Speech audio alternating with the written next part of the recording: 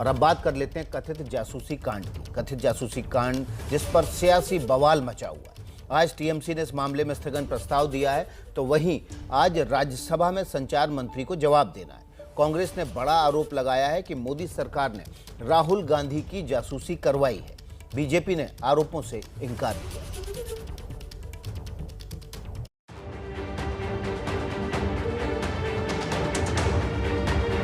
जासूसी कांड पर सत्ता पक्ष और विपक्ष आमने सामने है।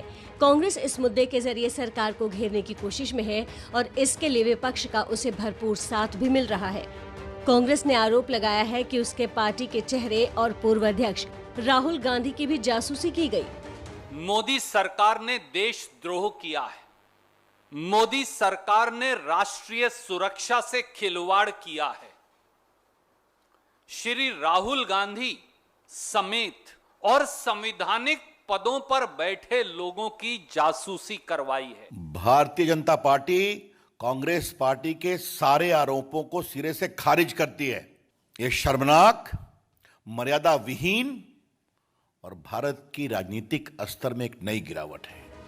कांग्रेस इस मुद्दे पर सीधे प्रधानमंत्री और गृह मंत्री पर निशाना साध रही है। हमारे राहुल गांधी जी के उनका भी जासूसी उन्होंने किया है। अमित शाह साहब रिजाइन करना चाहिए। मोदी साहब की इंक्वायरी होना चाहिए। आंतरिक सुरक्षा के जिम्मेवार तो अमित शाह हैं, तो माननीय अमित शाह को एक सेकंड भी क्या अपने पद पर बने रहने का अधिकार है? उन्हें बर्खास्त क्यों नहीं किया जाना चाहिए? क्या प्रधानमंत्री की भूमिका की जांच नहीं होनी चाहिए? गृह मंत्री अमित शाह ने भी बयान जारी कर पलटवार किया है। विघटनकारी और अवरोधक शक्तियां अपनी साजिशों से भारत की विकास यात्रा को रोक नहीं सकती। देश विकास के नए मापदंड स्थापित करेगा। इस मुद्दे पर कांग्रेस को विपक्ष का भी साथ मिल रहा है। शिवसेना ने शक जताया कि महाराष्ट्र के सीएम उद्धव ठाकरे का भी फोन टैप हुआ हो। हालांकि केंद्र सरकार ब्रिटेन अखबार की जासूसी की खबर को सिरे से खारिज कर रही है। जरूर मुझे लगता है कि महाराष्ट्र के मुख्यमंत्री का भी फोन अगर कोई टैप करता होगा तो मुझे आश्चर्य नहीं। Highly sensational story was published by a web portal yesterday night. Many over-the-top allegations have been made around this story.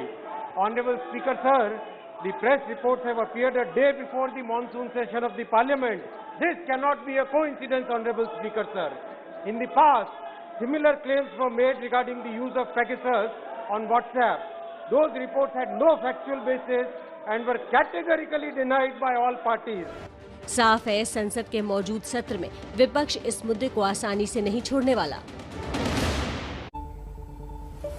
Pegasus ने इस समय सियासी भूचाल ला दिया है देश की राजनीति में। मानसून सत्र का पहला दिन हंगामे में रहा, लेकिन आज हंगामा और ज़्यादा बढ़ सकता है क्योंकि विपक्ष के सबसे बड़े नेता माने जाने वाले राहुल गांधी के फ़ोन टैपिंग, माफ़ कीजिएगा, उनकी भी जासूसी करने की बात अब सामने आ रही है। नीरज पांडे हमारे सहयोगी हमारे साथ जुड़ गए हैं ग्राउंड जीरो से। नीरज, सरकार अब क्या करेगी?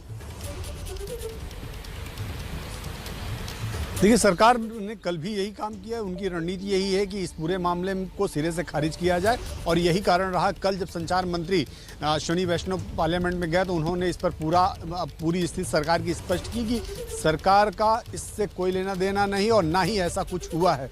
डाटा लीक की बात जो हो सकती है उस पर इंक्वायरी की जा सकती है, लेकिन जासूसी जैसी बात, स्नूपिंग जैसी बात, ये इसको सरकार से सिरे से खारिज किया। और आज भी जो मेरी जानकारी है, थोड़ी देर बाद केंद्रीय मंत्रियों की एक फिर से बैठक होगी करीब 10:30 बजे के आसपास और इस पर एक रणनीति बनेगी कि फिर से पूरी तरह से अग्रेशन के साथ सरकार विपक्ष की जो हमले हैं उनका जवाब देगी। और सरकार चाहती भी है कि एक चर्चा हो और चर्चा के दौरान वो इस पर अपना पक्ष रखे। लेकिन फिलहाल सरकार का सीधा मानना यही है कि ये केवल और केवल एक अंतर्राष्ट्रीय षड्यंत्र है जिससे केंद्रीय गवर्नमेंट को बदनाम करने की कोशिश की जा रही है, एलिगेशन लगाया जा रहा है और मानसून सत्र को डिस्टर्ब करने का प्रयास किया जा रहा है। कल आपने रविशंकर प्रसाद का बयान देखा हो तो उन्होंने सीधे तौर पर सवाल खड़े किए कि आखिर ये जो मामला है ये अभी क्यों आया है, मानसून सत्र से पहले क्यों आया है। सरकार भी इससे कह रही है कि इस पे सरकार का कोई लेना देना नहीं, ये पूरी तरह से अंतर्राष्ट्रीय साजिश है। तो साफ है कि सरकार का जो मत है कि सरकार इस पूरे मामले में बहुत ही दृढ़ता के साथ खड़ी है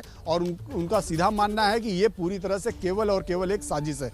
जी बहुत बहुत शुक्रिया नीरज पांडे आपका। इस खबर पर जो भी अपडेट होगा सबसे पहले आप एबीपी न्यूज़ पर देखेंगे। कल मेरी भी 2 बड़े मंत्रियों से मुलाकात हुई थी इस मसले पर संसद भवन में, और तब उन्होंने कहा था कि इस मामले में बयान देने से ज़्यादा की ज़रूरत भी नहीं है, क्योंकि विपक्ष केवल बेवजह के आरोप कुछ खबरों के आधार पर लगा रहा है।